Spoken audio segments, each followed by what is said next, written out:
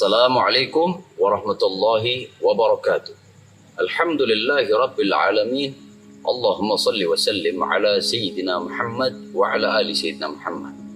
Ada satu orang bertanya kepada saya, bagaimana kok kita sholat sekarang harus dengan jarak, ada yang 1 meter, ada yang 2 meter. Apakah sah sholat kita dengan cara yang seperti itu? Ketahuilah wahai sahabat-sahabatku, bahwa shaf itu bukan termasuk syaratnya sholat.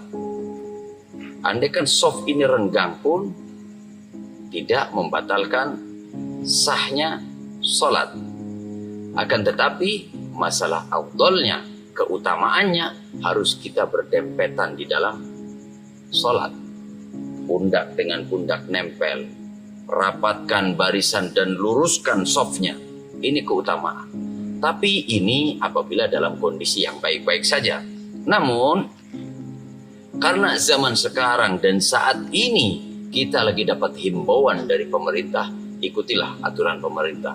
Karena di dalam pemerintah ini, beliau sudah berbicara dengan tenaga medis tentang bahayanya virus ini. Kemudian, para pemerintah juga sudah bermusyawarah dengan para ulama, karena pemerintah juga memiliki ulama yang mendampinginya.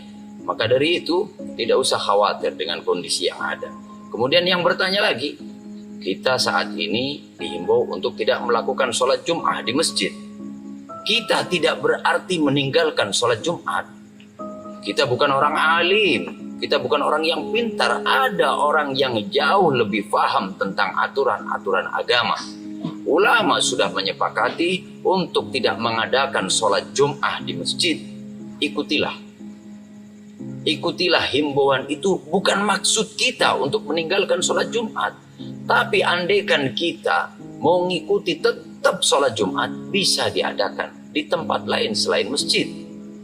Ikutilah aturan yang baik. Bagaimana caranya agar kita bisa sholat Jum'at tetap diadakan, tapi kita selamat. Jarak dijaga, menggunakan masker, sebelum masuk dicuci, padahal kita pun sudah cuci tangan karena kita sudah berwudu. Jaga semua kebersihan kita. Sholat di rumah pun tidak apa-apa. Kita sholat, walaupun aturan menurut madhab Syafi'i harus 40 orang, dan 40 orang ini mustautin, yaitu orang yang tinggal di situ, tapi ada pendapat yang lain yang memperbolehkan tidak harus dengan 40 orang. Tetap kita berusaha untuk mengadakan sholat Jum'at, tapi tanpa kita harus melanggar aturan-aturan pemerintah, karena pemerintah sudah mempertimbangkannya matang-matang, sudah dimusyawarahkan dengan tenaga medis, tenaga ahli, dan sudah dimusyawarahkan dengan para ulama. Kita ikuti dan kita hormati aturan pemerintah. Namun, banyak yang terjadi zaman sekarang tidak mau sholat berjamaah dengan alasan larangan dari pemerintah, tapi masih jalan-jalan ke mall, masih nongkrong-nongkrong di tempat-tempat yang tidak bermanfaat, kumpul bareng dengan teman, melakukan sesuatu yang mubah. Sholat Jumat tidak, tapi dia tetap melakukan sesuatu, kumpul-kumpul dengan melakukan sesuatu yang mubah, tidak ada manfaatnya. Wahai sahabatku, adanya corona ini saat ini bukan menjadikan diri kita semakin jauh dengan Allah, tapi ini jadi satu pelajaran buat kita agar kita semakin dekat dengan Allah Subhanahu wa Ta'ala. Yang dikhawatirkan adalah satu musibah yang terbesar di diri kita. Apa itu? Ketika ada peringatan dari Allah Subhanahu wa Ta'ala, justru kita hanya memiliki rasa takut, tapi tidak menjadikan diri kita semakin dekat dengan Allah Subhanahu wa Ta'ala. Inilah musibah yang terbesar. Inilah peringatan yang terbesar. Apalagi dengan musibah corona ini kadang masih banyak jadi muncul penyakit hati.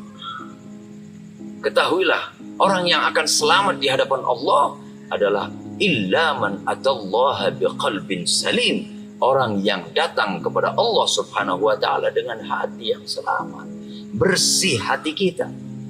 Gara-gara corona semakin banyak orang yang jauh dengan Allah. Kenapa? Saling suudzon, saling menuduh, saling berburuk sangka, saling curiga. Ini penyakit hati yang harus kita hindari. Jangan-jangan orang yang tertimpa corona, dia adalah kekasih Allah, orang yang dicintai Allah. Sedangkan kita yang sehat, kita hanya berupaya, ya Allah, agar kita bisa menjadi kekasih Allah, orang yang dicintai Allah, dan orang yang akan diselamatkan oleh Allah Subhanahu wa Ta'ala. Jangan pernah kita merendahkan orang lain, jangan pernah kita mengucilkan orang lain. Seperti yang terjadi sekarang, pemakaman, semua orang takut. Ada tenaga medis, ada ahlinya. Kita serahkan kepada ahlinya tanpa kita harus merendahkan keluarganya, mengucilkan keluarganya, menghinakan keluarganya. Kalau kita sampai menghinakan orang lain, na'udzubillah min dzalik, kalau akhirnya Allah menghinakan diri kita. Semoga apa yang saya sampaikan ini Allah berikan manfaat buat saya pribadi dan seluruh pemirsa. Wassalamualaikum warahmatullahi wabarakatuh.